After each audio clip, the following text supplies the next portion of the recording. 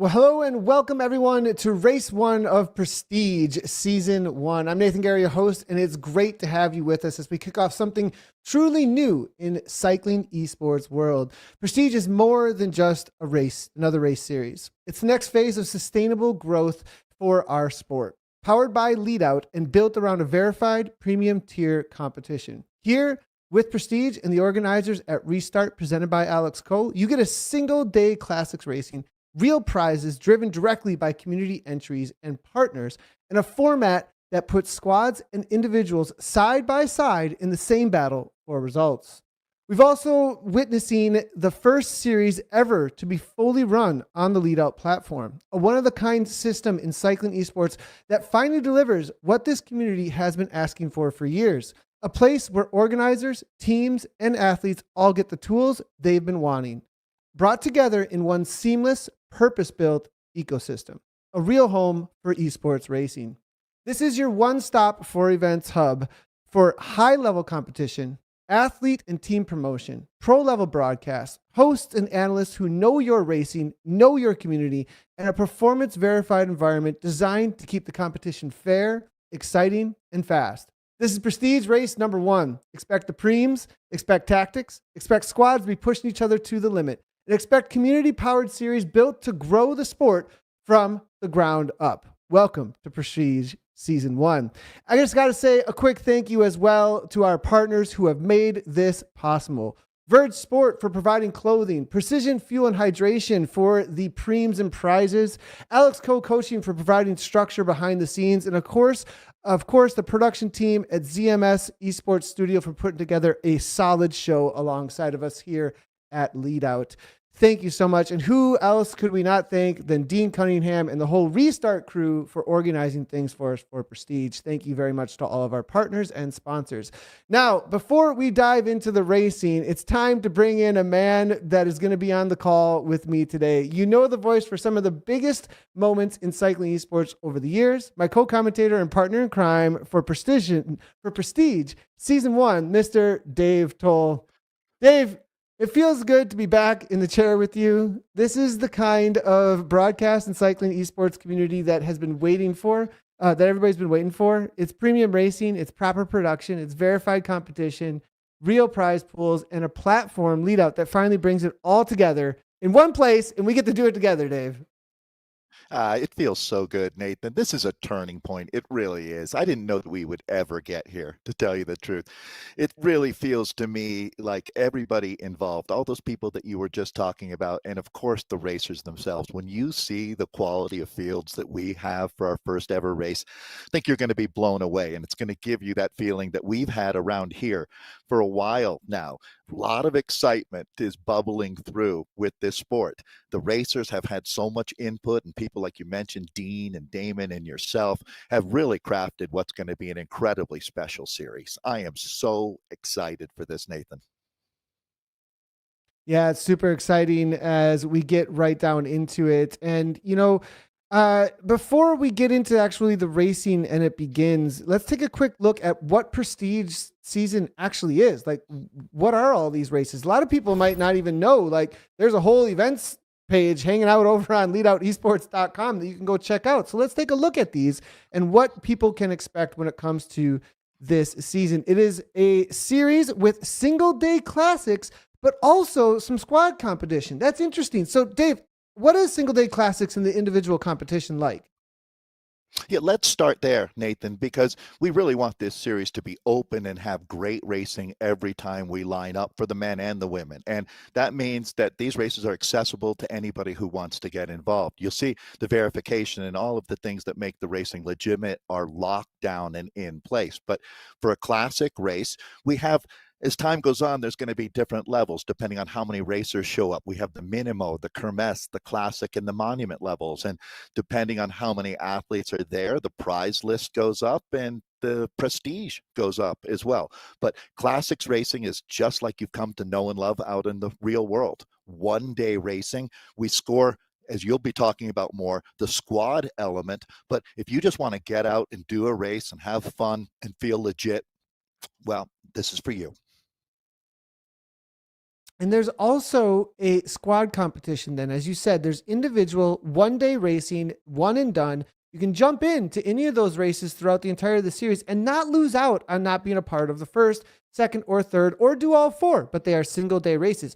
Where the series comes in is the squads. There's a squad competition, and the squads are the ones that are going to be scoring across. So the key distinction, no rolling GC, no season long rankings for individuals, but squads do carry season long leaderboards. Your squad's points from each race accumulate across the series and determines the final ranking just for the squad. And 100% of the entry fees that are coming in for the squads, we wanted to encourage it so much, we're giving 100% of it back actually. So there's still time to sign up your squads. Head on over to leadoutesports.com and you can go ahead and sign up a squad. That'll increase the number that we have, and 100% of that going back to the prize pool. Speaking of prize pools, Dave, we've got some stuff from Precision as well as the individual. Each time we have a race, there will be prize pool as well, isn't there?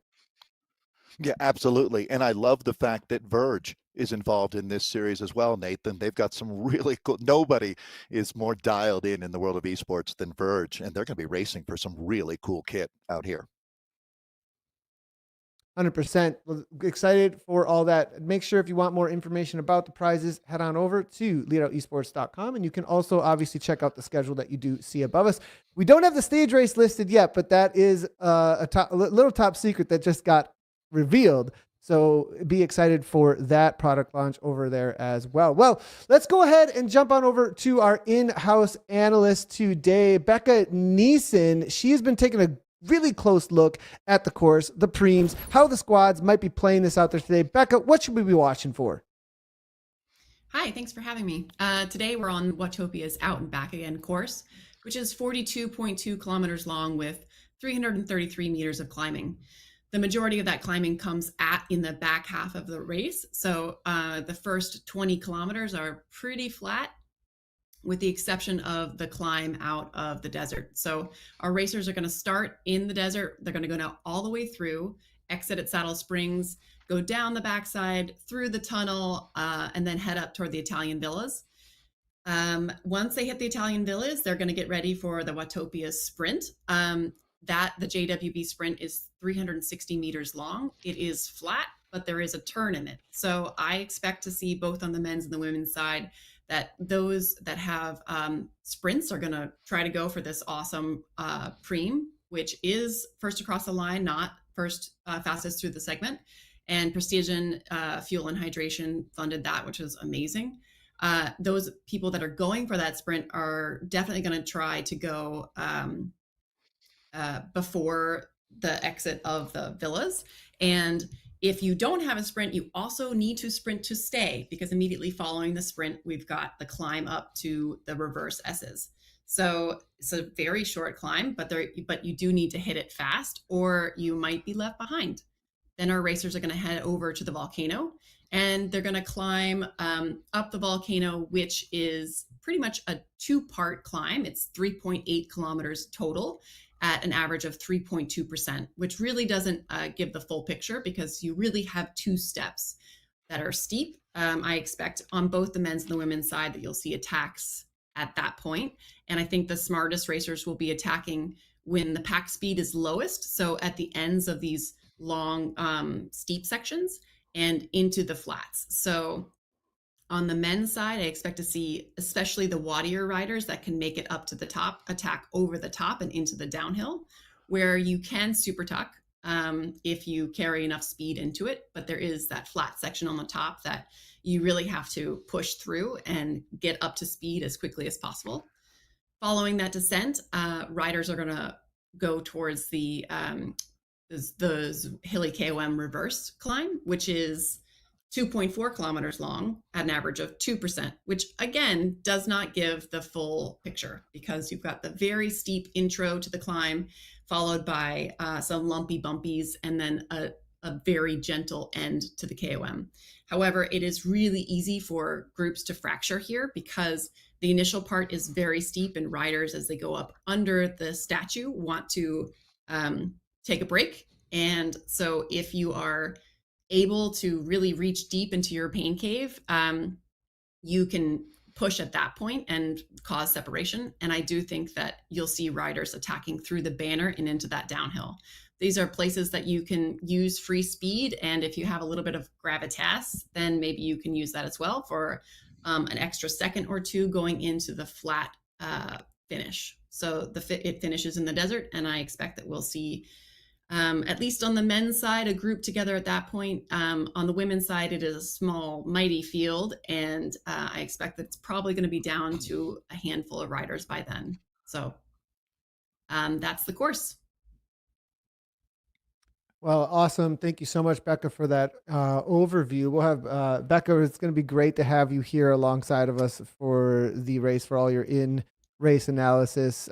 You've been doing a great job. If you guys didn't know, she's got a YouTube channel, Becca, that you're doing those course recons as well for ZRL, and been doing some great commentary with ZMS and a couple of other things. So it's so great to have you here with us. So as we get into this, though, I want to just do some pre-race favorites, predictions, because the race starts in about 2 minutes. So let's make this part quick. Dave, on the men's side of things, do you have a race favorite, and how do you think the race is going to play out? I don't have a race favorite, and I love that. Nathan, how many times are you have me shocked to me say that, right? I mean, I'm always shooting off with I think this or that rider. This is going to be absolutely a spectator's dream out there today. I have 10 different athletes that I could see winning out here today, and that is a tremendous group. The names are awesome. Vidar Mel, how about Holden Camo? What a blast for the past. That would be the snake eating its tail in this sport, wouldn't it, if Holden, one of the original champions, was able to win here today in what's a breakthrough race, no question. Ruben Dant, Ed Laverick, come on, these are some of the biggest names in the sport's history, Nathan, and they're in our field here.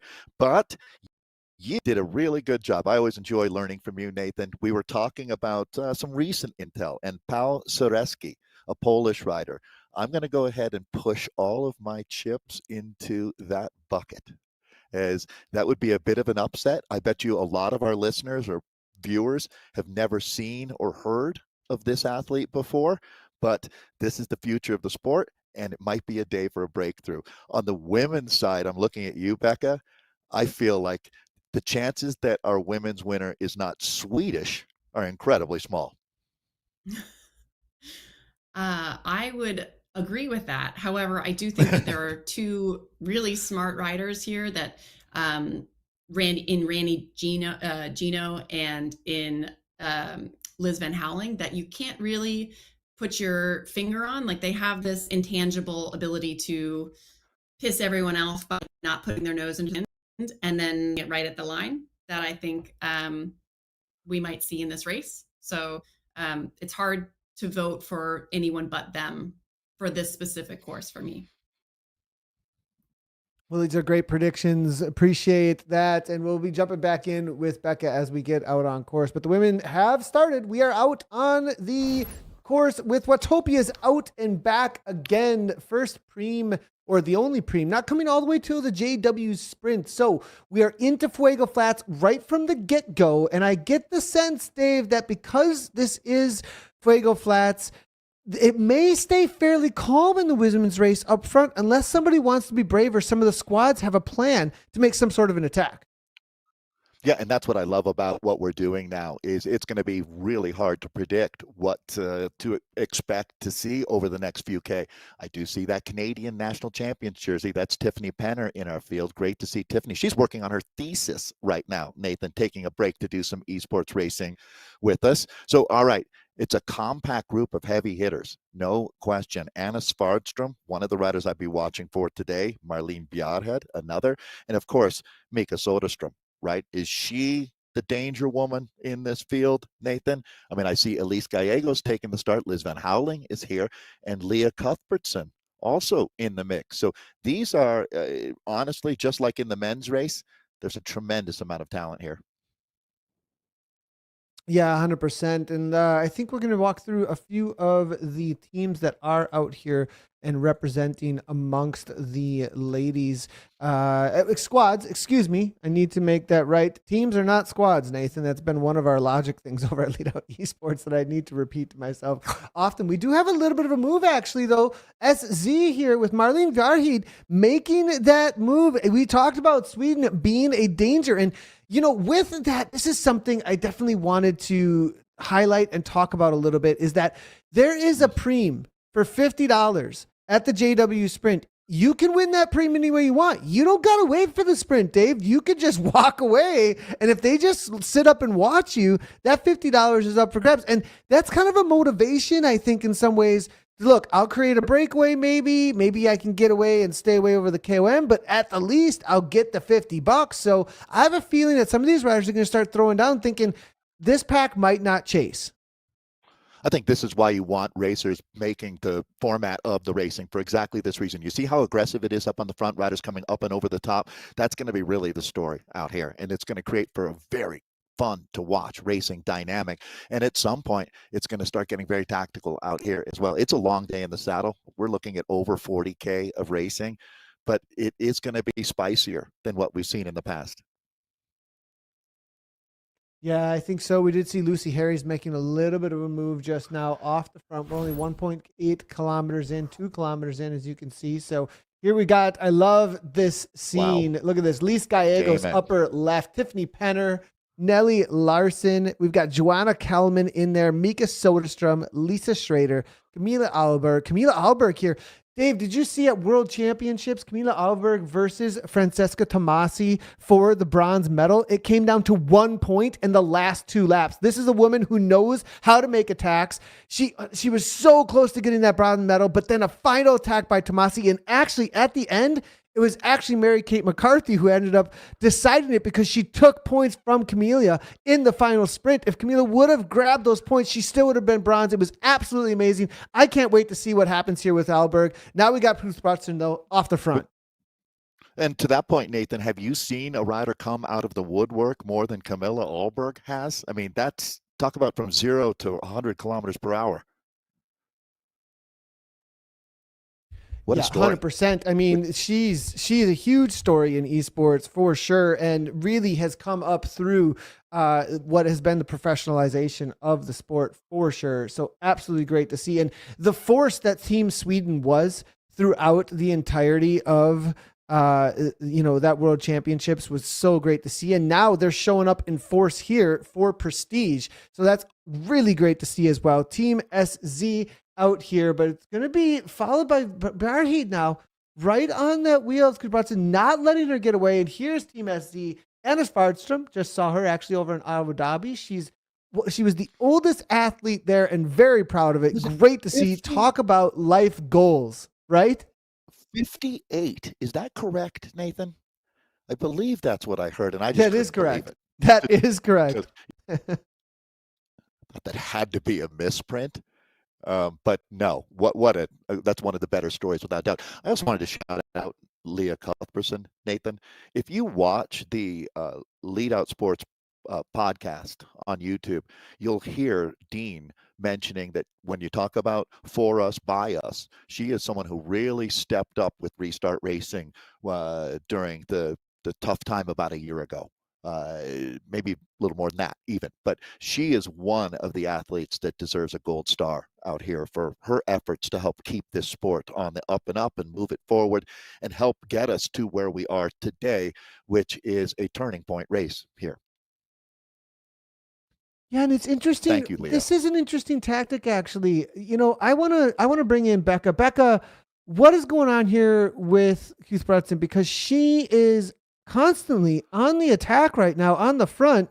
Maybe not even the attack. Is she just trying to make the race hard for Restart to have some sort of a setup or something? If I had to guess, she's doing a team tactic. And as you had mentioned, 3 of the 4 top racers are going to score for their team. I think Leah is a super strong rider, but she also has some riders on her team, Liz Van Houweling and Randy Gino, that are incredible sprinters. And so if she can pull the line and Randy and Liz can just sit out of the wind and take this entire first 15 kilometers as a saving their matches for that sprint. I think that's going to be better for their break afterwards. And I think Leah is trying to pull the line to make sure that the group follows. And if she gets away, great. But I do think that her tactic is more of a team tactic to try to get everyone to do a little work on this flat section.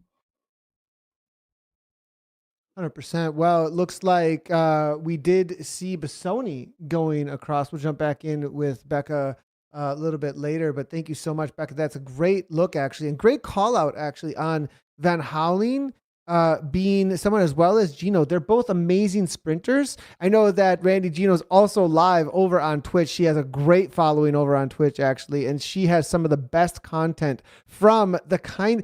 Talk about someone who has grit. Randy Gino is pure grit. I mean, she's not just in racing, but also in her awesome posts about her motherhood and racing side by side. I mean, Randy Gino, be on the watch out for her today. I have a feeling she's going to be trying to make something special happen for Restart. I think both of them, though, maybe thinking a lot about setting up Liz Van Houweling for the win, and Gino maybe for the preem, or trying to just get some big points at the finish line amongst this crew, Dave.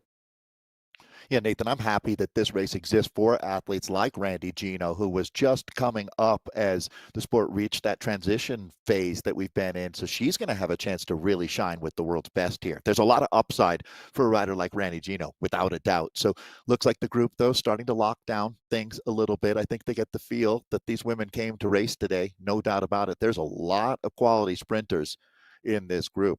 I'm looking at Tiffany Penner again, Nathan, to tell you the truth. She's another rider that's going to benefit from the work that some of these other squads are doing.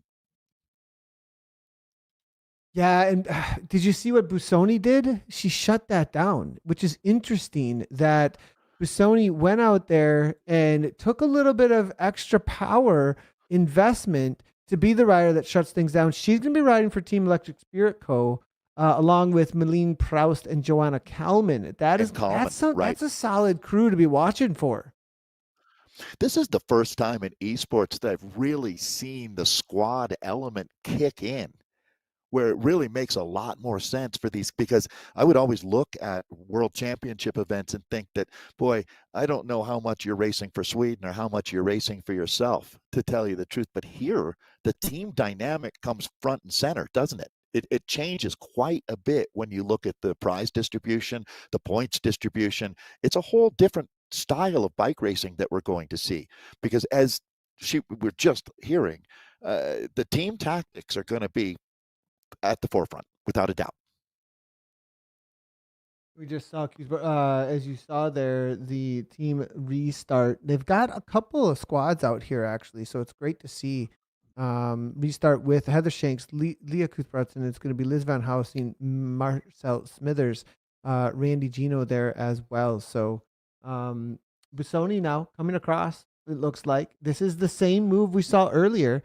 Hermansen letting it go. There's 1 second actually here. This could get dangerous in a moment. The two of these getting together and putting a solid effort out here, they could build up a little bit of something. The pack, if I were in the pack, I'd be thinking, look, they're not going to get too much. I don't necessarily want to close this down. And if I did want to go across, maybe the exit from Fuego Flats into the Titans Grove turnoff, actually, where there's a little uphill grind, that might be where some of the riders are thinking about. But I see Firestorm now actually making a move. Nathan, I think that's a great time to go to Becca. She does a great job with data and analysis. And I'm curious, on paper, who does she think are the fastest 3 women in that group? The fastest group in the chasers, or in fastest the front? 3 women racing here, fastest sprinters we've got. Yeah, I think the sprinters are actually pretty stacked on Restart. Liz Van Houweling and Randy Gino have some of the top numbers. They also have the top total wattage. So some of these women, even if they have high watts per kilo, are quite light.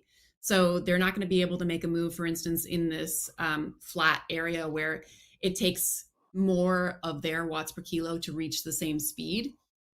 So if they're going 42 kilometers an hour, they need to be sustaining a higher watts per kilo. And when you're talking about fastest, if you're talking about climbing, I think that Electric Spirit, for instance, has a great team for climbing. But however, for the flats, their team is at a huge disadvantage because of their size. So I think overall, the Swedish Swifters and Team Restart have the best chance at the flats. And then as it gets into climbing, if Electric Spirit can stay in it, I think they have a better chance up the climb. So Yeah, it's interesting that Busoni then is making these efforts to bring it back together, isn't it? yeah, I mean, she might have that little intangible repeatability that I was mentioning. I want more data on.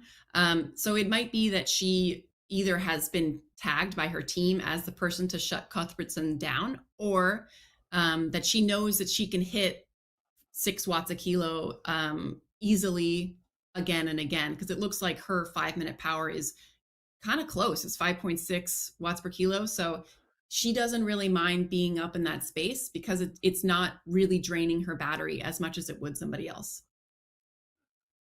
Yeah, I always look, Nathan, at what the Swedish Swifters are doing, to tell you the truth. How much effort are they putting into controlling these kind of things? And it looks like to me just enough. Yeah, I think it's interesting how committed Cuthbertson actually is to this move too, Dave, right? Like the way that they are being relentless with her efforts tells me that this is a plan from the get-go. So obviously, right? Like they thought this through and they said, we are going to fully commit, Leah, to these kind of moves to force something out of the pack. And now it's been Penner actually that's making the cover and kill, or at least trying to get involved. I have a feeling Penner's thinking a lot about the JW sprint. She wants to win that, if not, the top 3. I mean, there's obviously surprises on the line. And Tiffany Penner with that kick is looking forward to that. No, she is locked in on that. And racing for the cryo team, she's alone, doesn't have any teammates here. So as we were talking about, the squad element doesn't matter to her. She's going to be a wild card out here. Here comes Restart now. So they're starting to charge. I want to see Electric Spirit Company just weather this storm, because I think the back half of the race is where they're going to make their mark. Right now, I'm expecting an avalanche of Swedish Swifters, to tell you the truth. Svartström, Alberg, Bjarhid, and Larsen. This is quite a group that we've got. And it's going to be really interesting to see what happens here. There's going to be a real charge coming out of this group.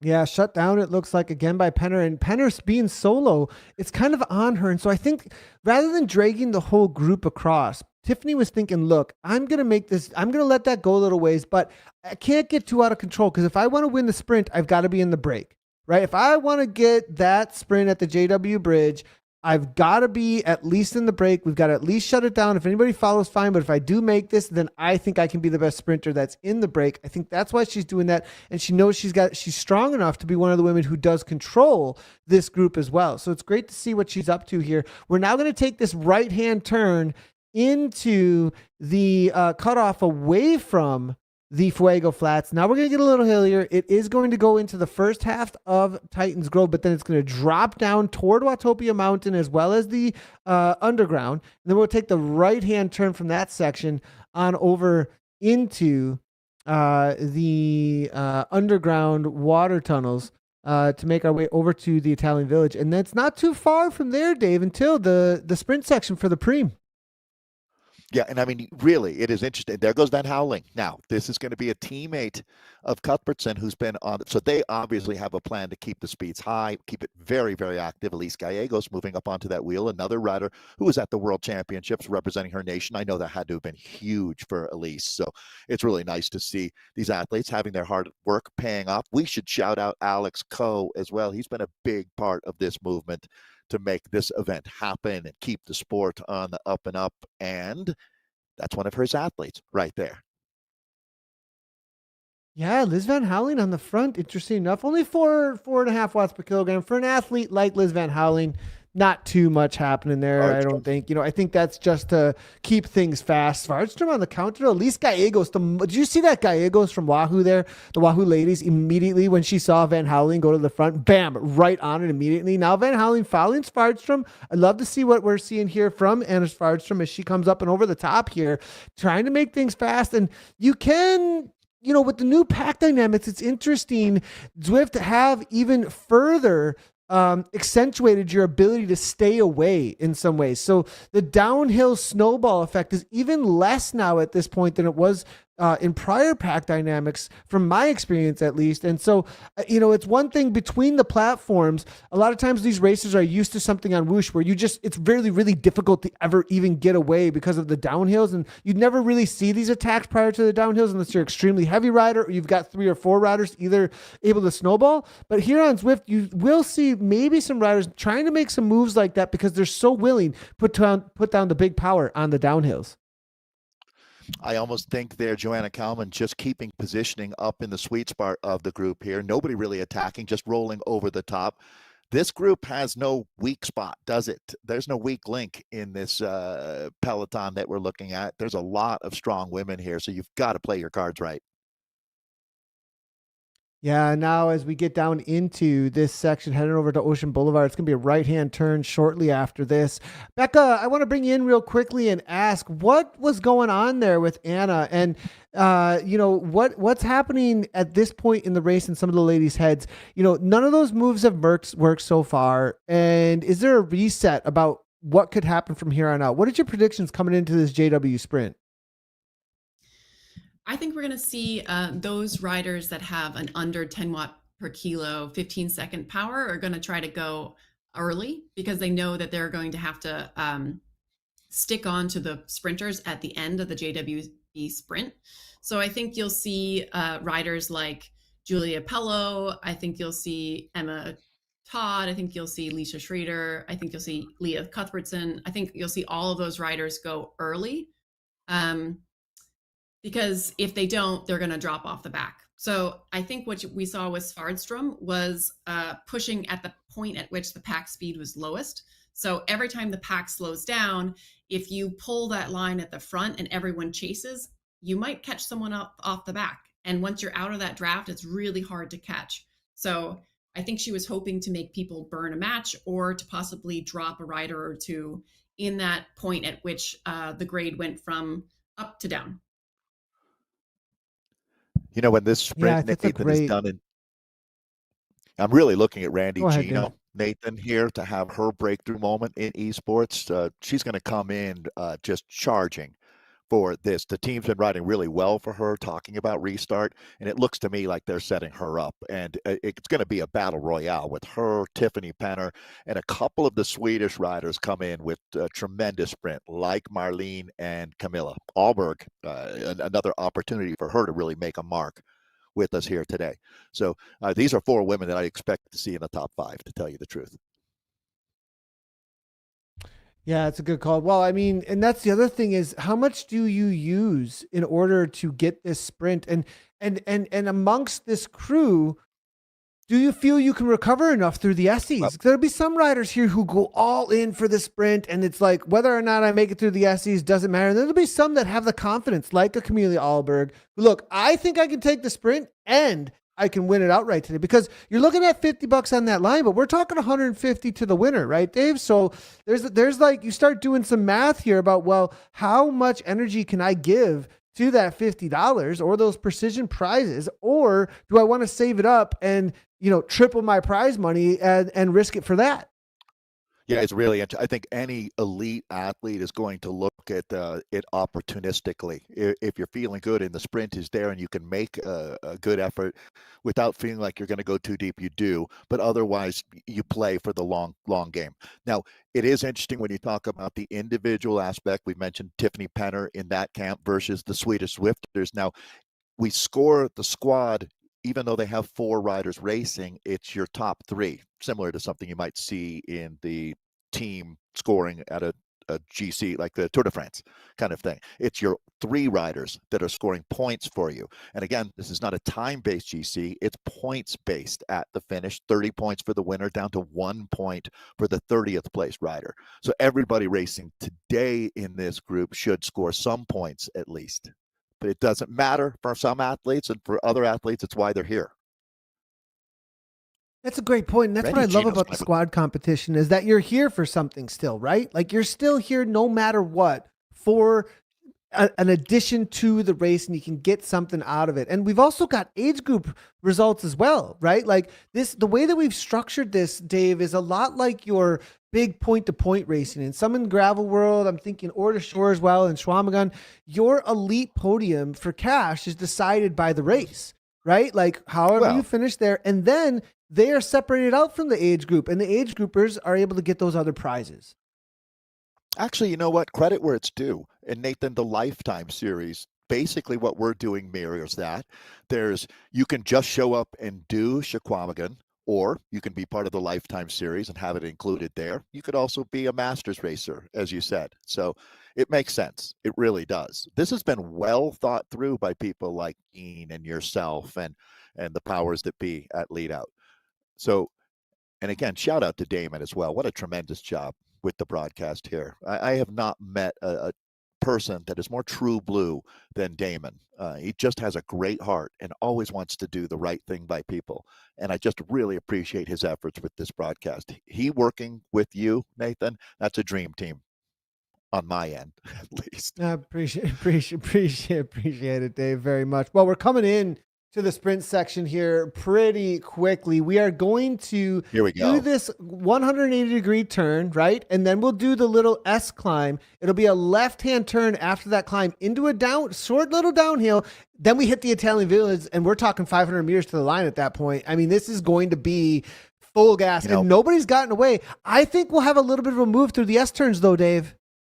You just took the words out of my mouth, Nathan, because I'm 100% convinced that someone's going to attack out in front of that sprint, and wouldn't be surprised at the scenario where we're having riders getting caught at the line. Oh, that's what makes it exciting, though, right? That's the exactly greatest part. I mean, it's perfect. It's so good. Hey, I want to bring in Becca again here. Becca, we talked pre-show a little bit yesterday. I think it was yesterday or the day before. And you were saying it's going to be pretty calm up front. And, they've done a little bit of something, but I think we're finding that calm before the storm right now. What are the nerves like in this situation for these riders now? I think it really depends on the rider. I mean, somebody like Liz Van Houweling, I've seen other people get super pissed because if you slow down, she'll just slow down with you. And she's super calm under pressure. She's like, whatever you want to do, I know I can react to it. And then you've got racers that like to chase. So I know Marcel used to be this way. I don't know if she's grown, but she used to be a chaser. So if somebody goes off the front, she doesn't want to be dropped and she doesn't want the rider to get away. So she'll chase. We saw a little bit of that with Busoni, and I think that's the nerves that you see coming in. Mm-hmm. But you do see these beat per minutes. For instance, like Anna Svartstrom looks like she is super calm and collected. She has been waiting for her moment. So I think that's a reflection of somebody who is just a wolf in sheep's clothing right now. So I think we'll see her blast off shortly. Becca, you were saying her really heart rate's good incredibly explanation low. I mean, that's of Anna. experience, isn't it? Yeah. Yeah, it's to not react in that entire time. And she might be a swimmer or, with these Swedes, they're often like, oh, yes, I trekked 400 miles over the mountains for fun. But, she might be one of those or she might just be super calm and we don't know. But she definitely has a lot of room to go. So she's going to do something. Makes me a little nervous. Well, for me, Becca, that's experience, to tell you the truth. Just like you were saying, your analysis was brilliant there. The rider that isn't as confident is going to jump like a rabbit and chase and chase and chase. And certainly you learn that you're burning matches needlessly early in the race. And that's exactly the opposite for Svartstrom, who's been comfortably sitting back, letting everybody jump and waste watts while she's banking and banking and banking. And yeah, I mean, really good analysis there, Becca. So, all right, let's go ahead and take a look at what's happening now, Nathan, because I'm anticipating someone launches out of this group. If I had to guess, it would be someone like Mika Soderstrom. What do you think on that? Great. Dave, it's been really quiet for Mika, and how can you go past her for the sprint? We're here with Team Wahoo. Look at this lineup.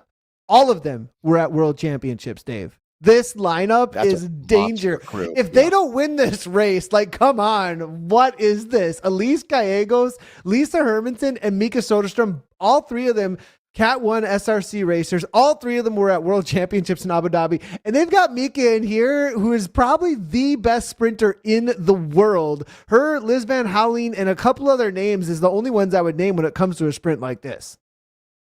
She is a one-woman wrecking crew when you talk about Mika Soderstrom. She's backed it up in real-world road and gravel events. A massive talent. It's just a joy to watch her race. And Nathan, the fact that she's starting to move up now, but she's been very quiet to this point, there's going to be a sonic boom coming out of this field here. Yeah, and we're getting right down into it. We got less than a K to go into the sprint now at this point. And here we go. Mika is sitting in a nice 360 meters. There it is. Love it from our man Damon at ZMS. They've done some great work here. But now as it sets up, Mika sitting way back, actually. It's interesting with the new pack dynamics, how this is going to work out. I do see up into 6 watts per kilogram. Now it is going to be the rider from Rose Beast Mode that we're looking at here. What's going to happen with her? She sits at 4.3 watts per kilogram. Who's going to be the lead out? Nobody going yet. Where's the jump? Nobody's even. This is like a last second sprint. We're already in the section now. It's going to be Marcel Smithers. 8.7 watts per kilogram. Marcel Smithers. It's going to be Cuthbertson. Gino's there as well. Now we see the arrow socks going and the lights are kicking. Is it going to be Gino? Is it going to be Gino? Elise Gallegos. Penner to the line. Gallegos, 13 watts per kilogram. Elise Gallegos looking to take this down. Will Penner get her at the line? No, it's Gallegos. Oh, my. What a move from Gallegos. That's the racing I've been waiting for. Oh, my goodness, ladies. Gallegos and Penner, body blow after body blow. Penner almost getting up to that wheel. Elise Gallegos has been doing her work. How exciting. And now Van Houweling over the top. The counterattack is coming. Randy Gino right there, Nathan. This is bike racing at its very best. And it looks like Restart is going to bury the accelerator down on the floorboard at this point. Gallegos is going with them. Okay, you can see the depth of the field right now. This is the Swedish effect. As you can attack with old school fury, you look over your shoulder and they are right there smiling at you. What an attack from Guy. I was not expecting that from Gallegos. We quickly replay here. You can see now as Smithers was the one who opened it up initially. 8 watts per kilogram coming from her. Cuthbertson then next one to come up over the top. It was kind of a lead out there, I think, maybe for her teammates, but no. Penner, Gino had big kick, there, but Nathan. Nobody. Yeah, honestly, I thought Gino had it set up perfectly, but Gallegos just explodes out of that group, and Penner, the only rider that's able to even latch into the slipstream. Yeah, and it was such a kick from her, right? Like at the right time, before the corner, big watts per kilogram, up and over the top. And the reality is Gallegos might just have some better raw watts. She was able to hold on. Penner almost coming around. Van Houweling then with the response, but man, Gallegos, I think Gallegos really did her homework.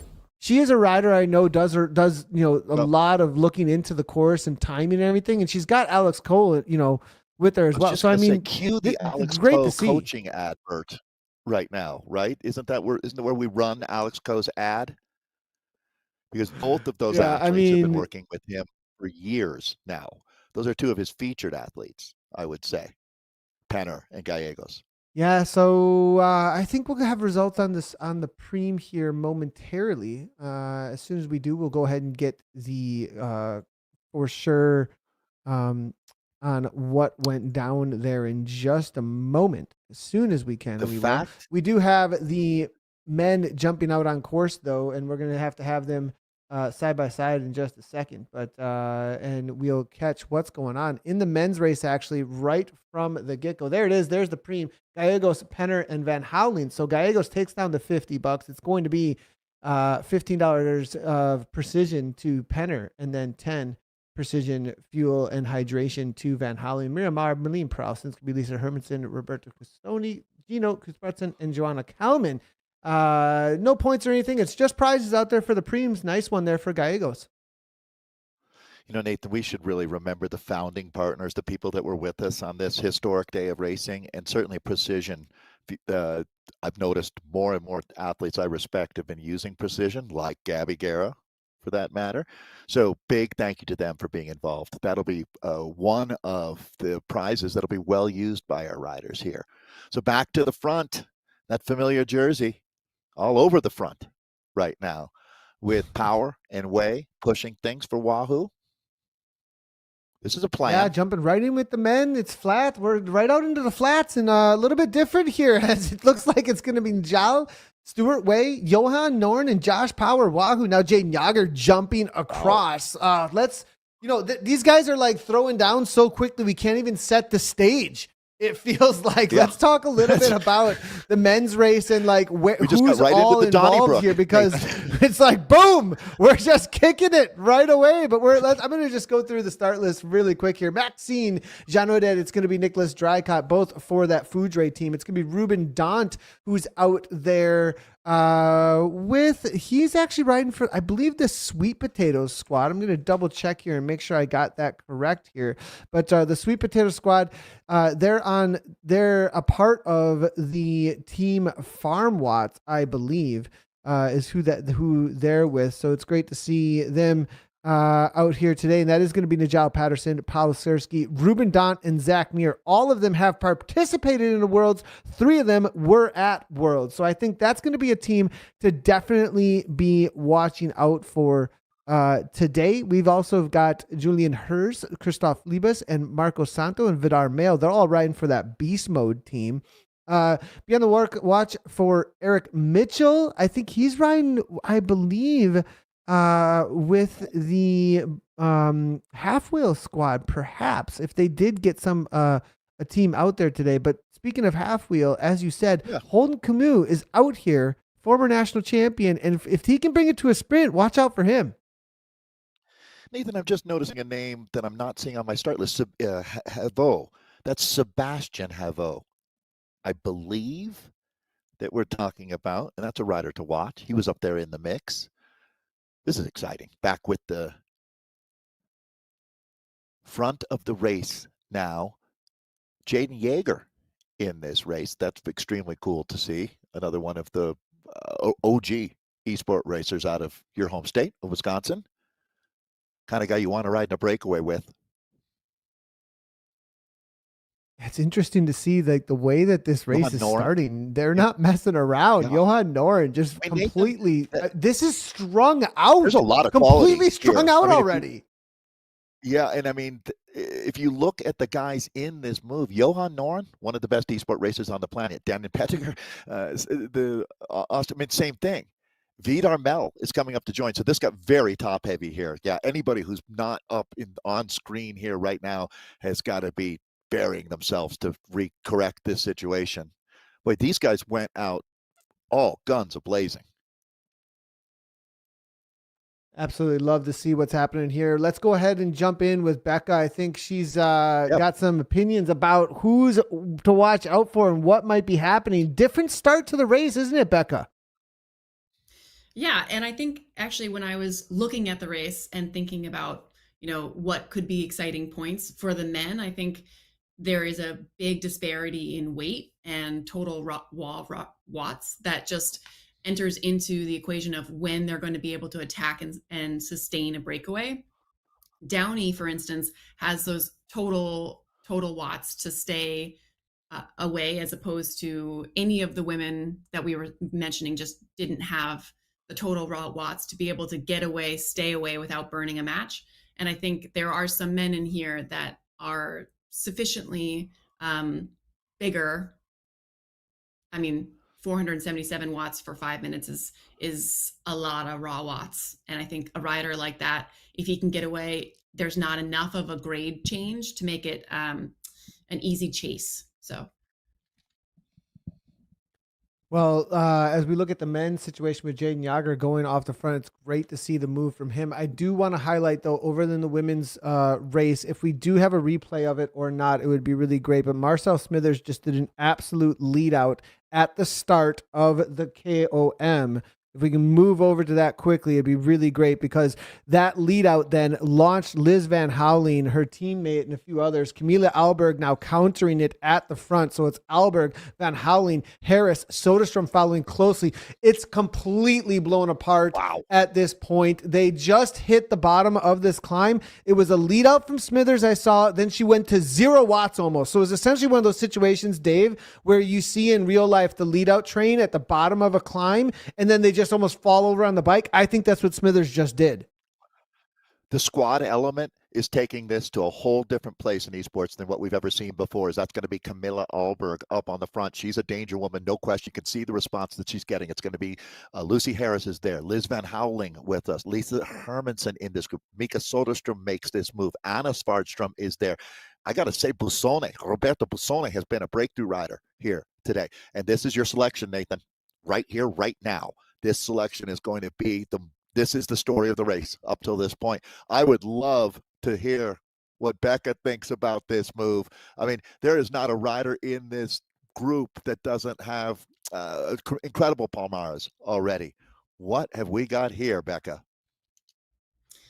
Yeah, I mean, looking in this front group, I'm not surprised by Mika being there, by Van Houweling or Gallegos, or actually, I'm not surprised by any of them. However, I do think that Gallegos has a really deep, a really big engine as that Ironman racer. She just can keep going forever. So she's got the ability to sustain this break and keep these riders away. 6 seconds is enough that this is halfway through the volcano, and I expect that if they can keep this gap, it's going to stay for the rest of the race. There's no chance of a small group chasing on a downhill and catching these women. So I think that these are going to be the women that enter the next KOM together. Completely agree, Nathan. This is Van the selection. Houweling? Might not be the ultimate selection, as I think that this group splits itself too, but definitely this is a landmark moment in this race. 24K in. Yeah, 100%. And we do see Alberg really wanting to get the separation. I don't think she wants to bring it to the line. You saw what Gallegos did in that sprint, as well as Soderstrom being there. The interesting thing is that Soderstrom didn't involve herself in the $50 premium. Is she saving something is a big question here too as well. And, Soderstrom being on Wahoo, don't let those flags trick you. She's not on a team with Alberg here. So it's going to be interesting to see whether or not Soderstrom is not feeling it on the day, or is she holding back for that final sprint out on the Fuego Flats as they make the way over the top, knowing that she needs to reserve something perhaps to make her way over the KOM too, because she's a good climber, but she's not the best climber amongst this crew. Yeah, I would actually think it's exactly the opposite of what you're saying. I think she's feeling great, Nathan, and realizes exactly what you're saying, is that she's going to want to have a little something in the tank here for that critical moment, and then this might be her day. And certainly this is Wahoo's move. They've got 3 up here. So talking from the squad perspective now, Wahoo's just got to be licking their lips.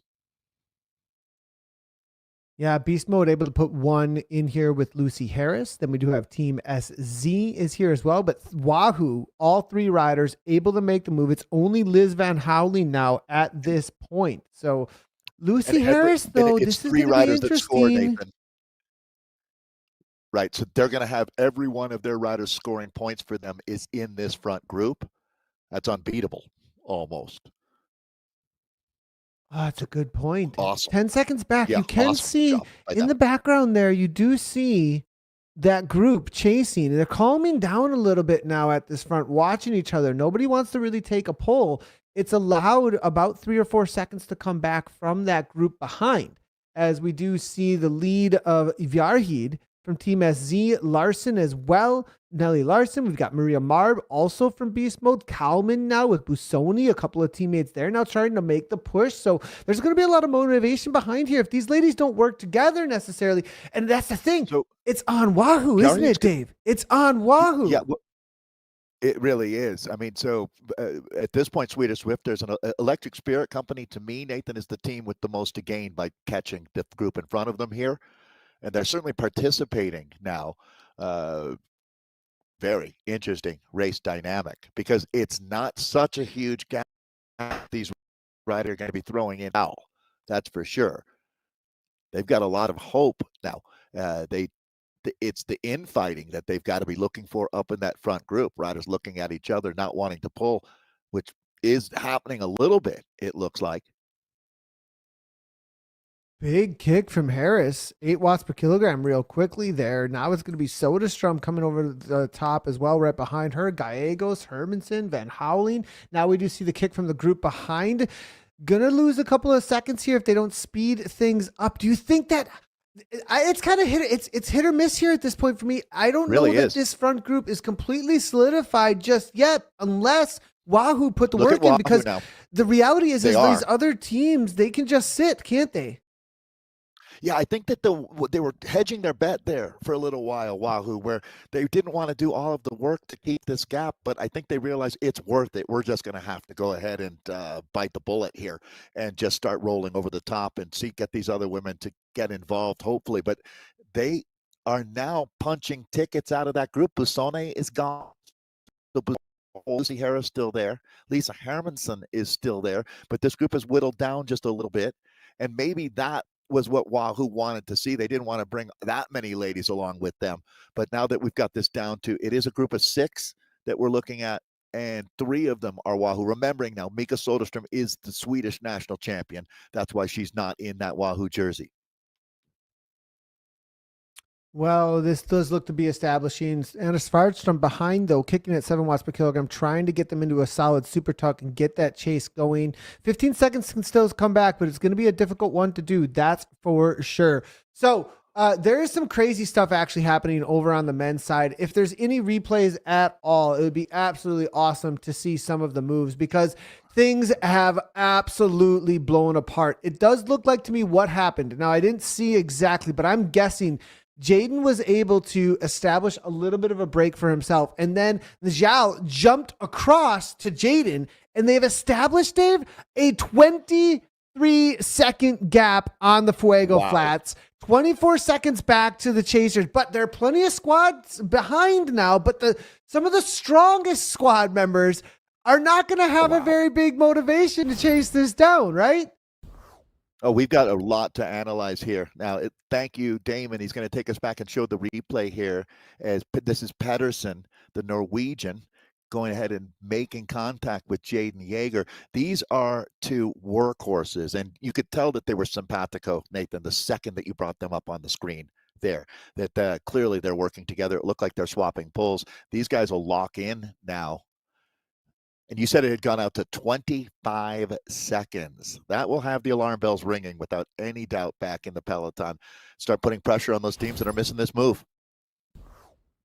Yeah, and it is going to be as they head into the leaving of the Fuego Flats, the section that you might think that is not all that contentious for the race win. It may be the section that's actually decided, because the racers make the race, don't they, Dave? They've got 28 seconds as they head into this little section of split off from the Fuego Flats and into Titans Grove. There's a little uphill, and it does look like Closette, as well as Hamlet and Ryan Sample and Niall Beatty, all willing to throw down some big watts to try and close some of those seconds down. They'll bring some back here, but I don't know if it's going to be enough. They might have hit the high water mark there, starting to see some bigger names moving up into the chase, but it went out to nearly 30 seconds there. That is a lot of leash to give those 2 hitters. So here we go, though. Now, chase is on. Niall Beatty moving up to the front. He gets on Hamlet's wheel,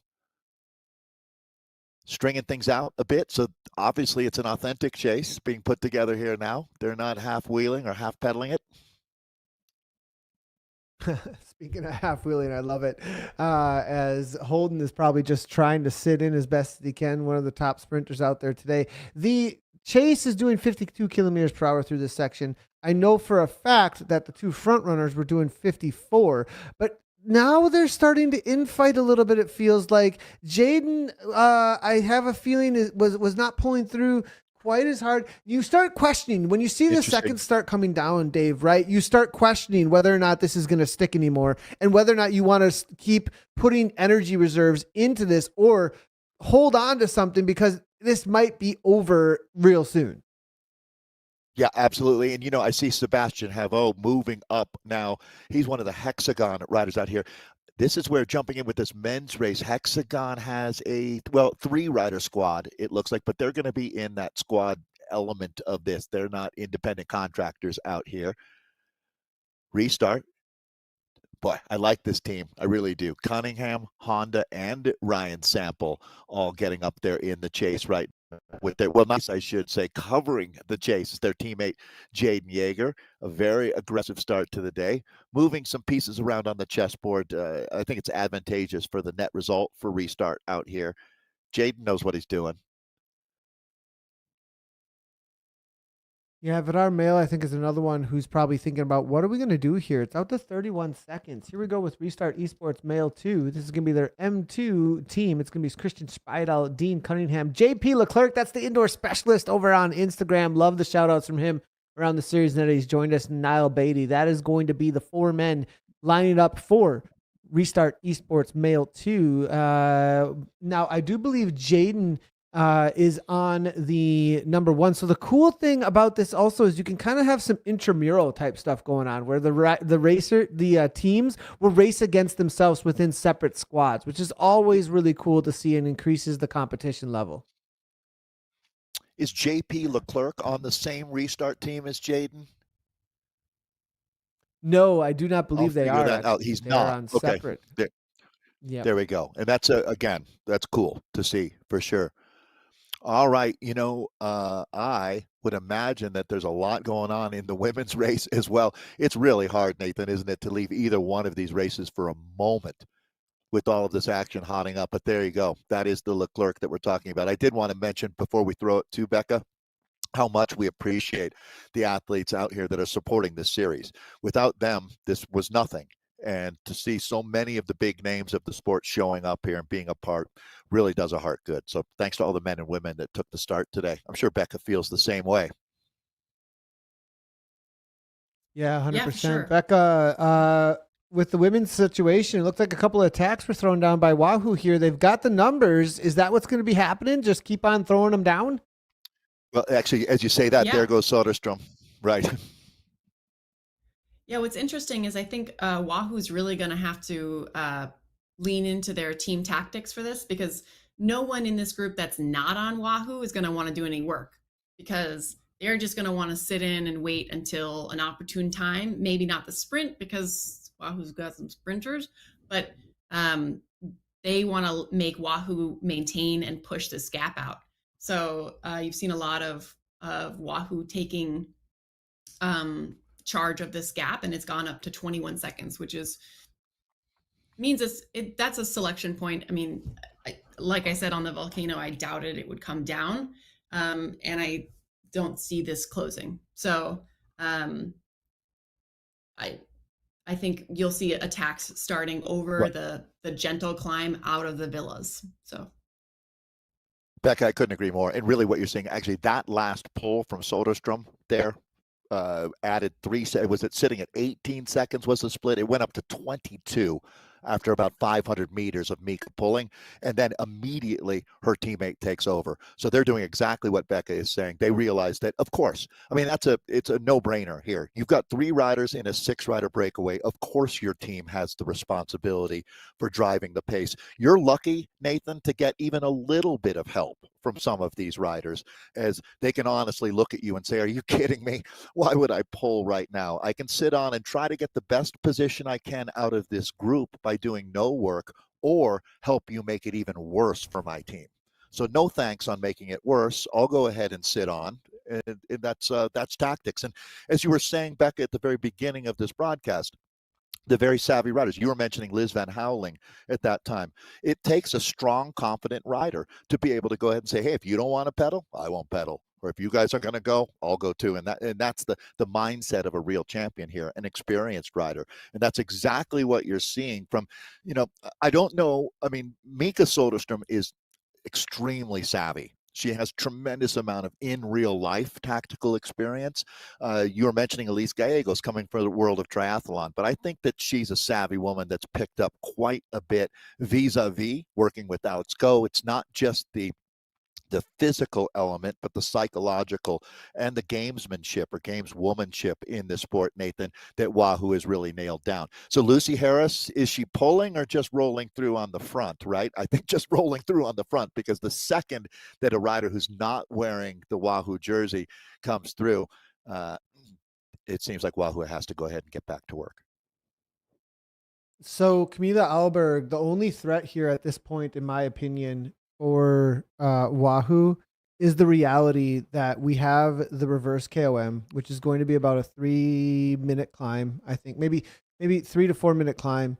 And Camila Alberg in race number 1 at Worlds, that mountain verdict, believe she took third or right around there. This is a woman who can climb. She's one of the strongest climbers in the world of cycling esports right now. Alberg, I think, is just sitting. I wouldn't have done anything up until this point if I'm Camila Alberg and I'm looking to the reverse KOM, because she doesn't want to be in a sprint with Mika Soderstrom and Lise Gallegos.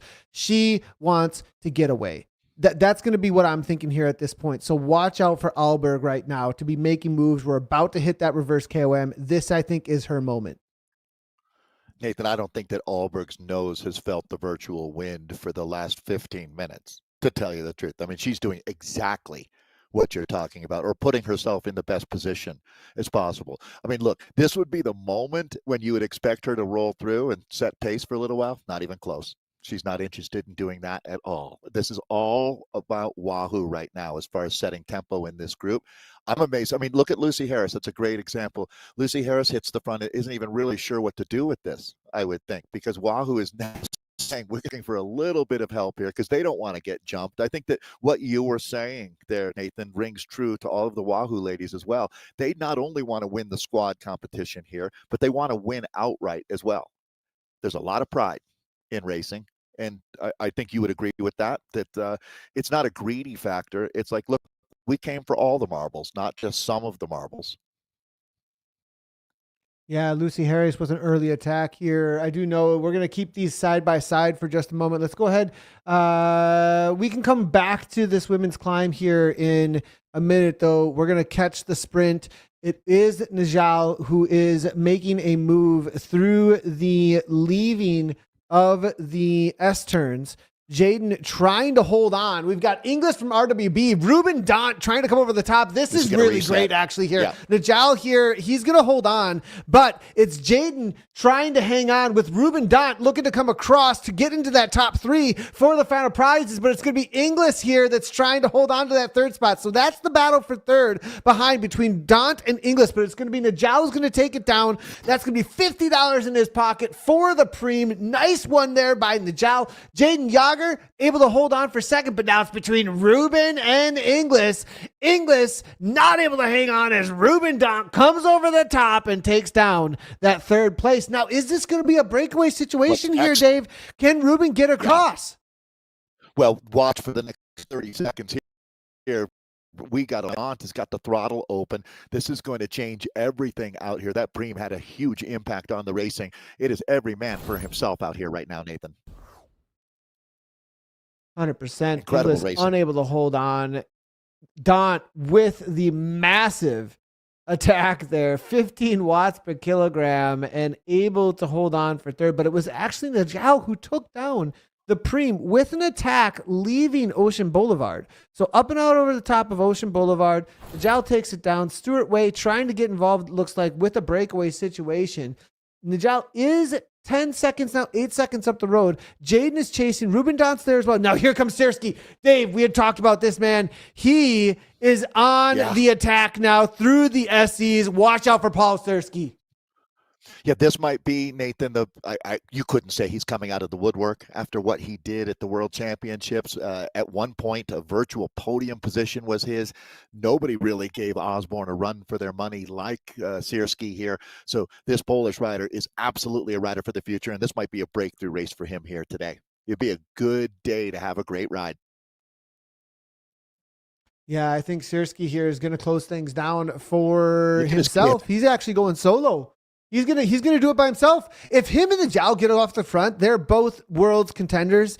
I mean, this might be game over for everybody else. I'm not sure anyone else in this field can respond to the kind of power that's off the front at this point. I agree with you, Nathan. And there's some big names like Ed Laverick in our field, or Adrian Alvarado, the Condor from Chile. But these two, this is a potent combination that we're looking at. We are locked and loaded. This is not a drill. We're down to just over 20K of racing, and we've got two legit, really pushing the issue right now. This is going to be good. Well, the ladies are just coming up over the top now with Lucy Harris that just took down the Queen of the Mountain. Elise Gallegos is on a counter attack. If we can get those scenes up quickly here. Harris now. Yep, there we go. Great to see. Lucy Harris was actually up and over the top full gas trying to break this pack. Gallegos shut it down. Alberg was on the front for a moment. I was actually surprised that it was Harris rather than Alberg who was able to be the one that was off the front, but Wahoo kept it within striking distance. Gallegos brought it all back together, and now we are into the final few K. They're going to make their way on over to the Fuego Flats. There's Harris off the front continually, 6.4 watts per kilogram. Alberg 2 seconds back, 6 watts per kilogram. Here comes Gallegos, big orange numbers. There's no preem or anything. This was just about bringing it back together, Dave.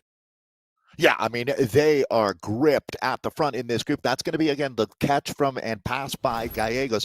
Lucy Harris with the beast mode team doing what she can to take it to the Wahoo ladies. But I tell you what, Wahoo has got this one covered. They're all their bases covered right now, as you can see. They're just not missing a step. Lisa Hermanson's been sitting in reserve at this point. Mika Soderstrom, the other rider on that Wahoo team.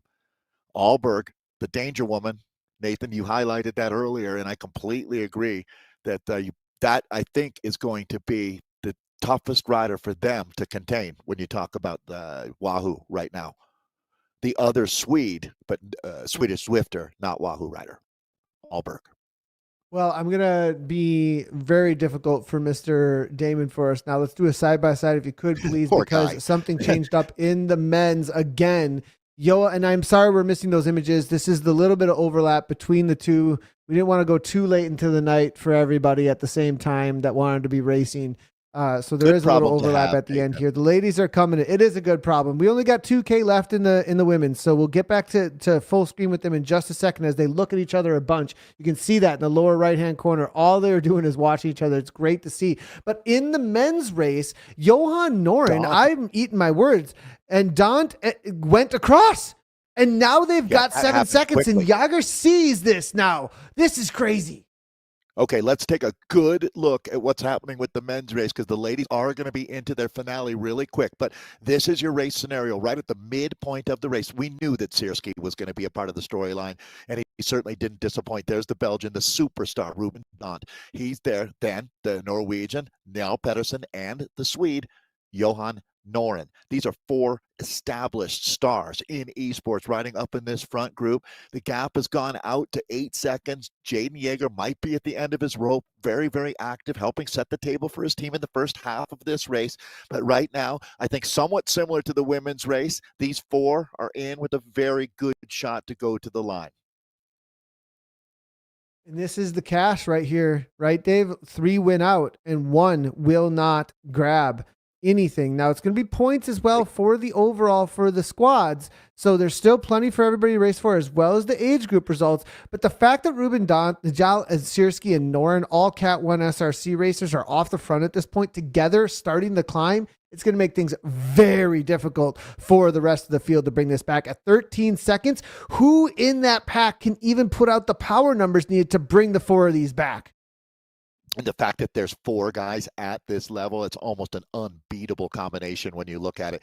And correct me, let's take a look at the squad competition here, Nathan, as Sierski is riding now with, we were calling them the sweet potatoes, or it looks like Farm Watts, sweet potatoes, kind of interchangeable for that team built around the Zach Nair movement, I guess we would say. 100%. Yep, you got that 100%. Right. It's the Farm Watts movement, and they named themselves sweet potatoes because they're farming potatoes out there today. Is that what I love farm? It as they kick it 6, 7 watts per kernel. Johan Noren is as so old school Zwift racer as they come, Nathan. I'd imagine if you go back and look at the original races that were broadcast, Johan Noren's been a part of that. Ruben Dant came along early as well. One of the most accomplished racers in esports history. I mean, Nathan, I don't know that there's anybody that's tougher than Ruben Dant. But here we go. Let's rejoin the women, picking up the finale as we are down to it. These are the brass tacks. Alberg on the front, Soderstrom second wheel, Liz Van Houweling third, Lisa Hermansson in this group. What a ride from Lucy Harris today. And then Elise Gallegos rounding out this group. And there goes Hermansson. So Wahoo's going to make it spicy into the finale. I'd imagine they send riders up the road left, right, and center until Mika Soderstrom tries to drive the final nail home. That seems like that would be the predictable scenario, but the way this racing has been, it could go any direction. Nathan, this is what it's all about. Congratulations to everybody that's a part of this movement in esports. We're going to have finales like this to look forward to for years.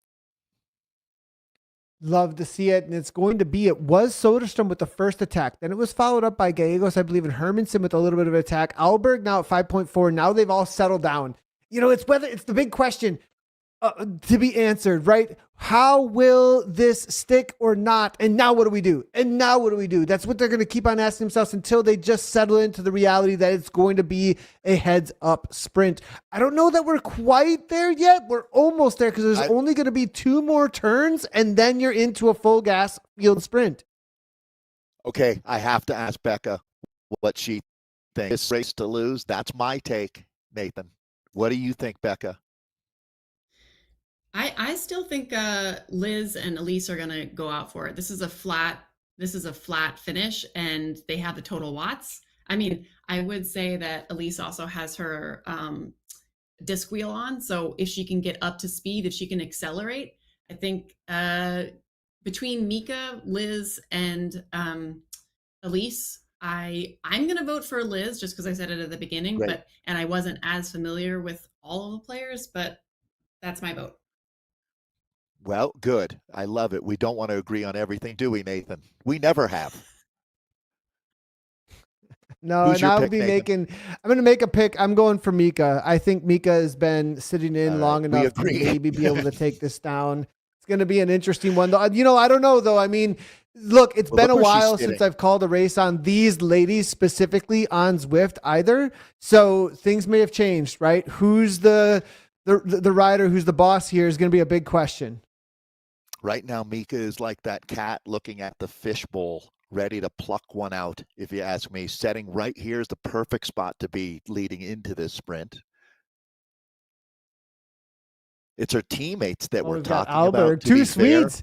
Swedes here. Now, they're against each other. SZ versus Wahoo, though. That's what's on screen right now, Dave. Yeah, and I mean, that's not a bad choice, to tell you the truth. The Swedish women have been the cream of the crop, and to our credit, the American women have punched well, I couldn't say above their weight, as we're big timers already, but certainly these are some epic riders that we've got here. They're leaving it right down to it. There's less than like 300 meters to go. Here we go. Who's going to open it up first? Soderstrom sitting. Soderstrom sitting. She's going to kick. It's whoever goes first. It's whoever goes first.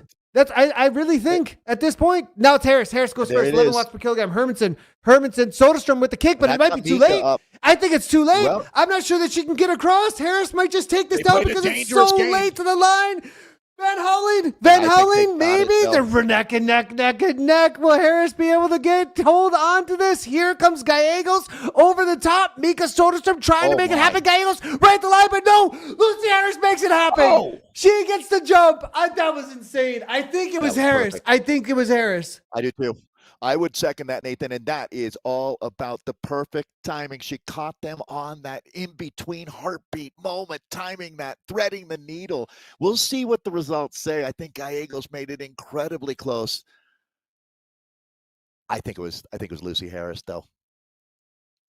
We're going to go back. And here's your top 12 coming across the line, it looks like. Great critical points here. Points now scoring from 30 for the winner down to 1 for 30th place. So these ladies all up in the money. Top 3 spots. The winner today, first time in history for us, $150 prize. So Harris goes early. Everybody was waiting and waiting. Couldn't believe how late this sprint started. I think Lucy Harris finally realized, go now. She hits out with authority. This moment, I thought Gallegos was going to make the catch. Ooh, it's going to be close.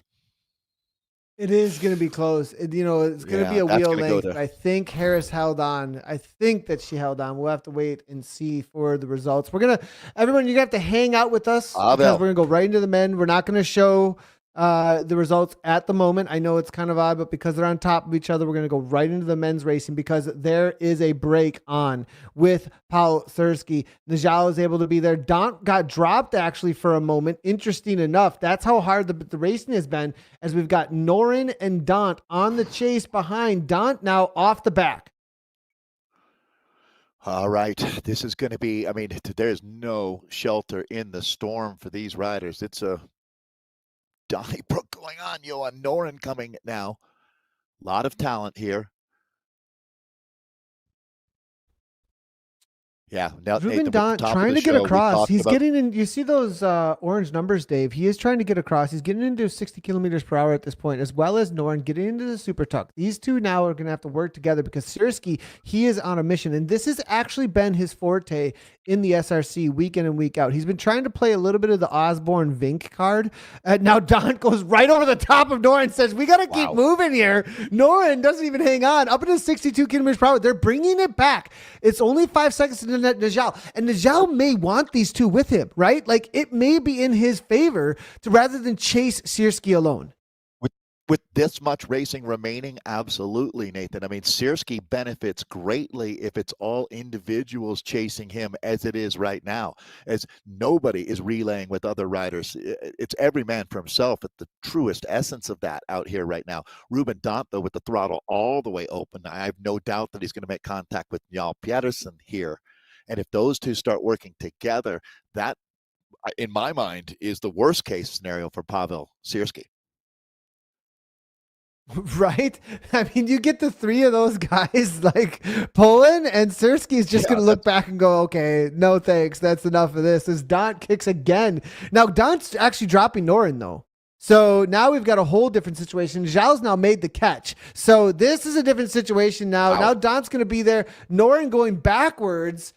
So I think Johan's out of the picture as these three are not going to want him to get back involved. So, yeah, I mean, from Dant's perspective, you're going to want to get up there pretty quickly, aren't you? Before these two start, and he has. So here we go. These are the three riders of the apocalypse out here today. Now, as Ruben, Njal, and Pavel, I would think that they would, or does Ruben just go right through them like a hot knife through butter here? Now, I think that these three link up and start working together here for at least a few K. Yeah, it's a good question. Well, I want to bring in Becca on this one. Like, where does she think this is going to end up with the three of them? Are they going to stay away? Is this going to be a breakaway situation that Johan can get back involved in? Is there enough firepower behind to bring these three back even? I mean, there's a lot of flat still with the KOM, so there could be someone that tries to go across Becca on the KOM as well.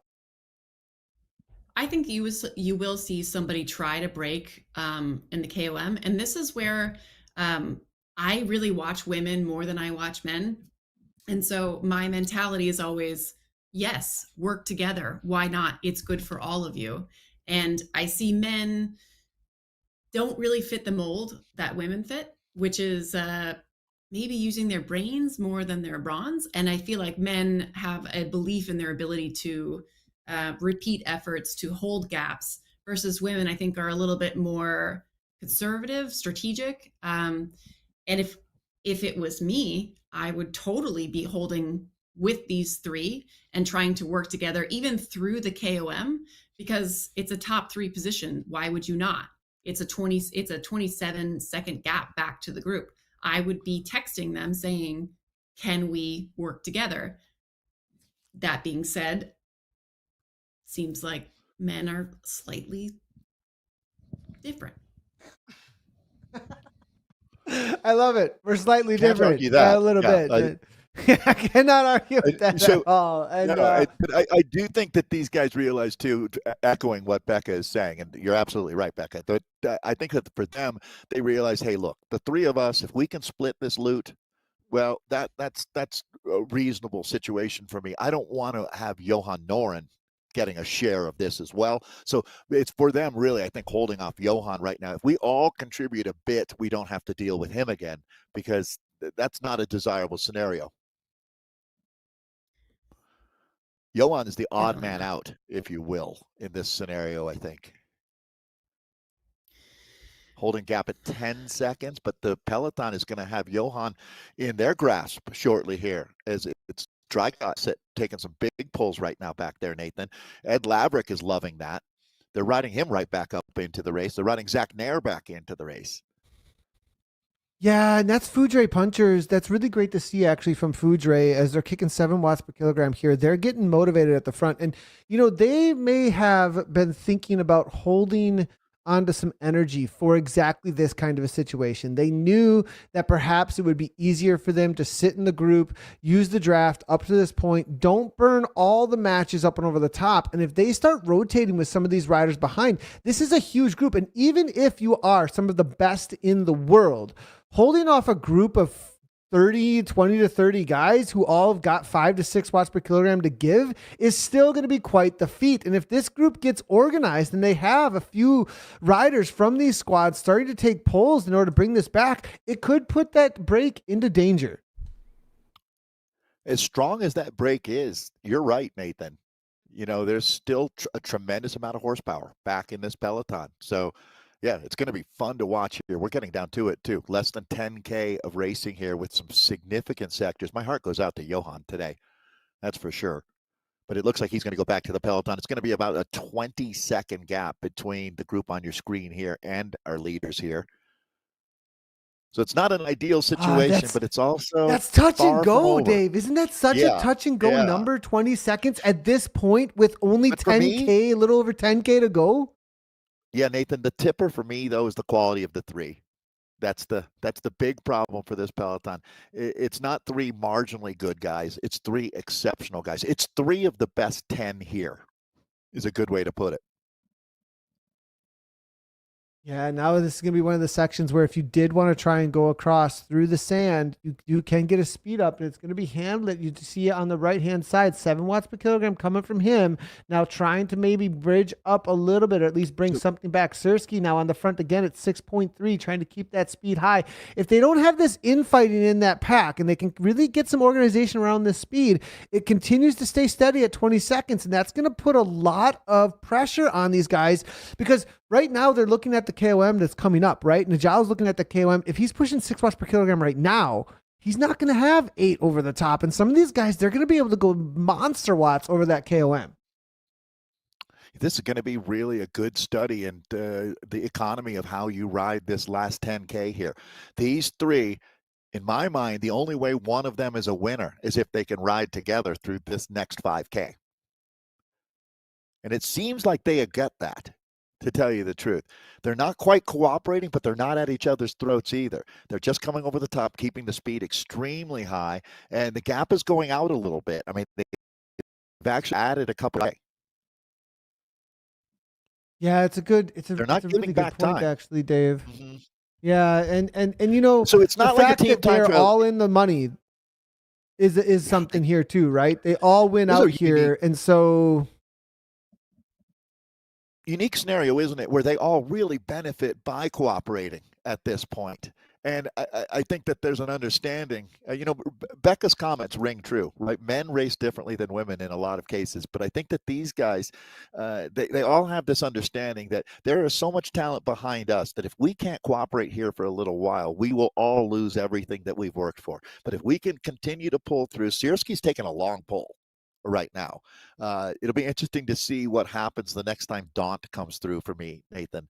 Does he want to take a big monster pull like Siersky is right now? Because Siersky's exposing himself a little bit, and I think he realizes that because if he continues to pull this hard this long, he's in that position where they might attack over the top of him. And that's certainly so. That's what the problem is in riding with the breakaway with 2 guys that you don't trust. Is that if you ever this is sweet potatoes. This is all sweet potatoes. Every one of them. All sweet potatoes. So yeah, it's all sweet potatoes, and they're all in the traditional Zwift kit too. I love it. So they're on that Farm Watts team, and it's the sweet potato squad actually. So and Near just gets to sit in now and watch his team go up the road. Well, so there's absolutely no reason why these guys would be attacking each other. None. I apologize. I did not realize that this was an entire sweet potato squad. And yeah, that says a lot. This is a command performance from this team. So it's them against the world right now with Zach Nair. In case there's a catch, Zach Nair will come into play. But I mean, we mentioned that in the squad racing, your team of 4, it's 3 riders taking spots. So Zach right now is in reserve. He's ready to go if they need him. Ed Laverick attacking out of the peloton. The one thing I I know is love to he's see not it a from sweet Laverick. potato. Ed Mode. Ed Mode is on in his chat for sure. I think he's got a ton of people cheering him on right now. Colset looking to come across. We do see Beast Mode with Vidar Mail as Phlebas as well. Dry Caught near. This is bringing back some seconds. Well, actually, now we're back out to 29. Those boys are actually getting a little bit more time as they start this climb. Interesting enough, as Sierski leads things out with Forum at the front, but this is going to be Hamlet now just trying to hang on at the pressure at the front of the group. Pretty in-your-face tactics here from the sweet potatoes. If you've got it and you can back it up, why not? Incredibly impressive. I must admit, my jaw's on the floor watching this. Now, I would have to say that Ed Laverick would be the most celebrated, popular rider to come out of esports. He's built a huge community around him and his YouTube broadcasts. This is going to be a Rose Beast Mode rider, Phlebas, that we're looking at now. I'll be honest, a new name to me, and that's a good thing at this point to see that the sport continues to evolve and welcome new folks racing. Two of the riders also from Worlds competition, actually, just coming back from Abu Dhabi. There's going to be Harvey Geldings and Gel Power, both of them at the top 20 on the stage in Abu Dhabi.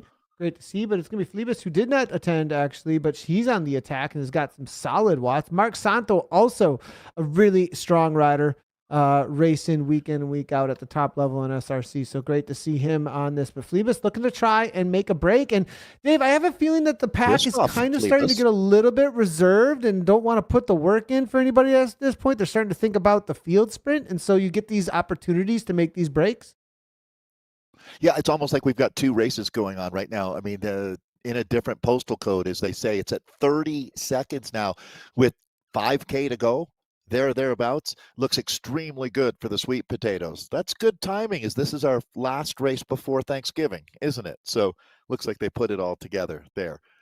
The Sweet Potato Council will be very proud of their efforts out here. This is going to be Jaden Yeager that we're looking at now. Jaden, one of the animators,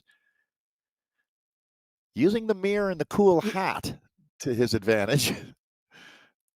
Jaden has been great to have here, actually. Weinstein now coming up over the top of him, but he's been aggressive from the get-go. He was a part of the initial break that went with Najal. He was able to take down the second place on the preem today and take home some hydration, precision fuel as well. So great to see from that. Now it's going to be Jean Audet from the Food Dre Punchers and Dry Cut now looking to come across. It's 30 seconds out still at this point, and we've got some attacks actually at the front, I believe, of the race as Dant, Sierski, and Najal all start to kind of throw some haymakers at each other. I just saw a lot of orange numbers over the top of their downhill.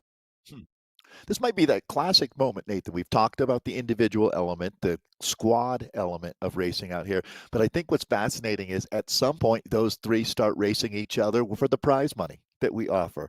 As, that dynamic has to shift at some point, right? I mean, they're bike racers.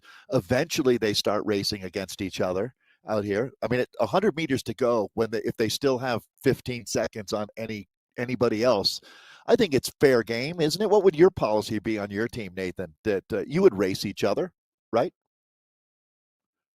I mean, it's a tough one. I would get a little mad. I would get a little mad if somebody started attacking me and risk at this point maybe risk me getting caught. Like if there was a bit of an understanding that, if we can get down to 500K, it's every man for himself. Maybe not. Actually, yeah. Oh, yeah. 100%. 100%. I'd be with you on that. Actually. Or they may be just splitting too. There could be some of that going on. I would say that that's been one of the classic things that we have just a moment here to let this race breathe, is that it's always been really hard to define whether this is an individual sport or a team sport. And I've much leaned towards the individual element. It's you pedaling the bike. Sure, people can help you, but in esports, traditionally, it seems to me like it's been everybody doing more than anything. If you can help someone else out along the way and you like them, you do. But other than that, not so much. But I mean, this has clearly been a team effort. This was a plan. Njal Pedersen speed went potatoes. Early. I just got corrected in chat. It's speed potatoes, not sweet potatoes. I read sweet potatoes. Of course I read sweet potatoes. I must be getting hungry. Yeah, I feel well, and it was Thanksgiving. A lot of elements here. I feel like I'm a little rusty in my esports race call to tell you the truth, but I appreciate everybody bearing with me. Let's bring What does Becca in Becca for some think? final analysis. I was just gonna I want to say, know what I'm she's thinking curious for what these her final K here. what would her team do if you had three teammates who were going to stay away? Would you race against each other, Becca, or would you try to just roll through the line? I would actually try to do a lead out. I'm always I sprint like shit. So, sorry. So I would start the sprint and then let them sprint through me. But I don't mind if people beat me on my own team. I usually don't mind if other people beat me. But in this case, Nijal has a pretty dominant sprint. So Ruben also has a good sprint, but Cersei I don't like. And I think it would be fun if they have gas. Obviously, all three of them aren't at their max heart rates. So they're trading pulls. They've worked together for a long time. It might just be a camaraderie, like sprint against each other. Again, Dave, you had mentioned don't risk it, right?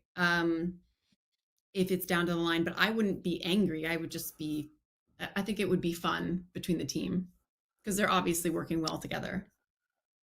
I'm tending to agree, Nathan, with Becca's analysis there. I think that these guys, it's in the bike racing ethos, the town line sprint, and a finish line is a million X a town line sprint. So I wonder, another question I would have, a completely legitimate question: do teams split prize money in esports? Do you have a pool and share it like a road team in America Some of would? them do, yeah. you- Some of them do. I think, yeah. Not all though. Not all. Some it's all every Yeah, man for himself, and others it's a little bit different. and to be fair, Nathan, there is no right or wrong in what we're talking about. It's going to come out basically circles back to exactly what we're doing here. This is racing for athletes, by athletes, and organizers. I want to add them in the mix because that's been an uncelebrated group. The people that have been putting on these races for years and years, and I think for everybody, you get to do it the way that you want to do it now. Look at these three. Look at Don's face chasing Najal down. Najal's been absolutely hammering on these guys. He is trying to keep it as fast as he possibly can. I think Sersky, though, has been playing it really smart. Ruben is hurting. Look, he's got a little bit of a gap to him at this point. Sersky now pushing the pace. They're up about 50 kilometers per hour almost, Dave, coming into this final 2K. Such a classic example. Ruben clearly comes from the old school road racing, cycling. He's Belgian. Njal Pedersen looks much more like a modern esport athlete, doesn't he? With the form on the bike and the all of it really speaks to the different styles that athletes use. With Pal Siersky also much more like the traditional racer. Njal is a esport through and through. Yeah, these guys have been watching them in the Zwift Racing League on Tuesdays as well, and it's been crazy to see the kind of numbers that they're throwing down amongst that primetime crew a lot of times. Big kicks coming from the pack behind, but I do not believe they're going to be caught. These three now are up for grabs. It's the top three that are getting paid today, everybody. If we get more entries, we'll get that deeper and deeper. If we get up to 800 or so entries, it's $1,000 to the winner. Today, it's $150 to the winner, and that's what these three are battling out for. All three will get paid on this podium, though, here today, as Siersky now comes through and then backs right on off. Who's going to be the lead up, man? It's down to 11 seconds. Noran now pushing, so these boys still need to be watching, but I don't think they can bring that back as Najal, first one to make a move, 9 watts per kilogram. Can there be a response from Don? Don now tries to go across. It's going to be Najal now, has got a little bit of a kick. Ruben Dont said enough of that. Here we go. This is going to be fun. It's going to be spicy as well. Well, the speed potatoes didn't leave a crumb on the table out here today, and now it's going to be the Polish sensation as Paweł Siersky has hit out. Ruben Dont's back on chase mode here. These guys are going to gallop all the way to the finish line here. The horse can smell the barn, and Paweł Siersky wants to be the first one back in the hay, but no, Pedersen now making his move, and look at this. The Norwegian is going to go massive, Nathan. Bring him home. It's history being made today. Najal, I don't know if Siersky timed that correctly. He backed off. He should have kept on going, but did Don time it? Don might have got it around the line.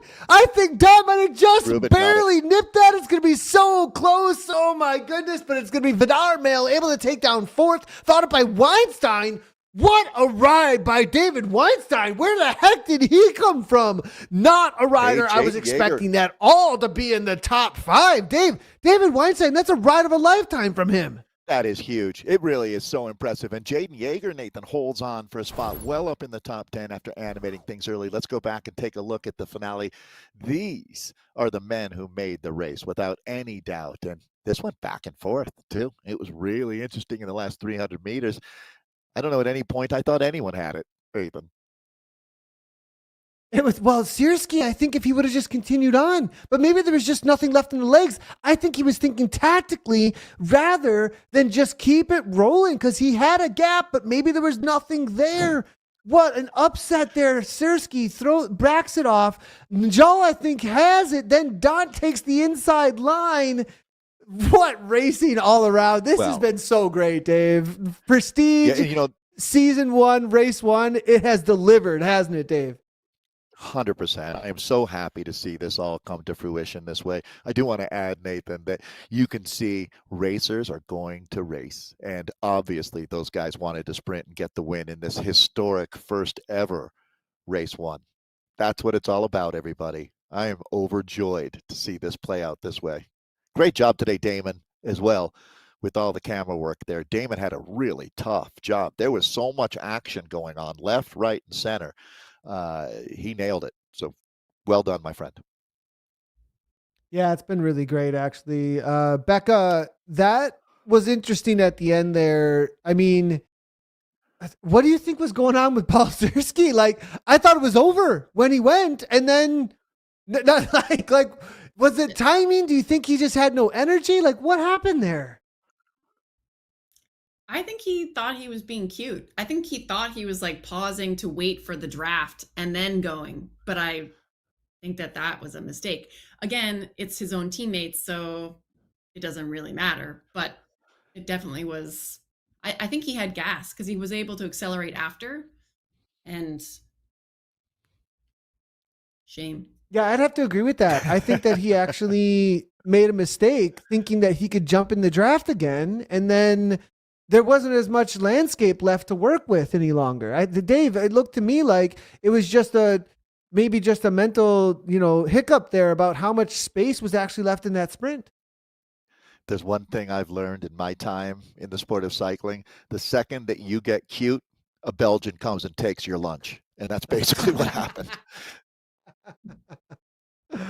I think we do have the women's results. I'll go ahead and walk us through the top 10 and maybe top 20, depending on what we get to see here. But here we go for the women. It's going to be Elise Gallegos. She took it down. So that final, we didn't know till just now.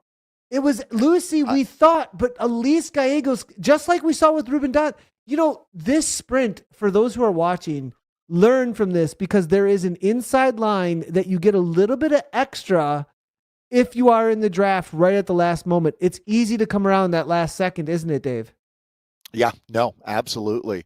And Elise has been doing her homework. I must say that it does a heart good to see somebody commit to themselves and bet on themselves and win. And that's exactly what Elise Gallegos, coming back from the World Championships just a week ago, to have this kind of ride today. Very impressive, Elise. It's going to be Lucy Harris for second, but Nathan, that's a ride she can be really proud of, as she was in a tough situation up against those Wahoo women, and she came within a whisker of getting the better of them. The mighty Mika Soderstrom ending up on the podium in the money in third place. It's going to be Lisa Hermanson rounding out our top 4. I call that the chocolate medal, as gold, silver, bronze, and chocolate for Lisa today, but she'll be back. And certainly her squad, very impressive. Liz Van Houweling, the American legend, up there in 5th. Name to remember, Camilla Ahlberg in 6th today. It's going to be Nelly Larson. And look at the Swedes. So impressive. Now, not all on the same team here, but representing the same great nation. Nelly Larson for 7th today. Marlene Bjarhid in 8th. Anna Spardstrom for 9th. And then Maria Marb in 10th. That reads like a who's who of esport racing. Thank you, ladies, for showing up and validating all the hard work being done for the Prestige Series. Yeah, I do believe we have the men's results up now as well. And I think it was Ruben Dant that was able to take that out. I saw him coming around that corner. And there it is. Dant just barely ekes it out by 0.048 of a second in that Belgian kid, as you see here. But it was the Speed Potatoes at the top there with Njal Patterson taking down second. Paul Sersky, that's going to be 1, 2, 3 for the Speed Potatoes. Beast Mode comes on through with Vidar Mel, followed up by David Weinstein. Awesome race by the American. That is a massive result for him. Then Jaden Yager, one of the most animating racers on the day, does take down a top 10 with 6. Magnus Kolset, followed by Johan Noren, who was in that lead group but couldn't quite hang on the downhill. Then it is Andrew Downey, followed up by Zach Neer. Wow, the Speed Potatoes really throwing down. Najal Patterson does take down that preem, followed up by Jaden Yager and Ruben Dant for the preems out there today. Congratulations to the Speed Potatoes and Ruben Dant for the work that they done out today. Let's go ahead and final thoughts between the three of us, because I think this was one of the better openings to a series. Becca, women's racing at a high level out there today, and what do you have to say to just and also just like this is open to anybody. Like, this is not just elite only racing. The fact that across the age groups as well as the squads, everybody has the opportunity to be a part of it. Yeah, I mean, I actually hope that more women can join, and selfishly, I hope some coalition women join so I can talk about them and talk about how amazing they are. So I have to get on that.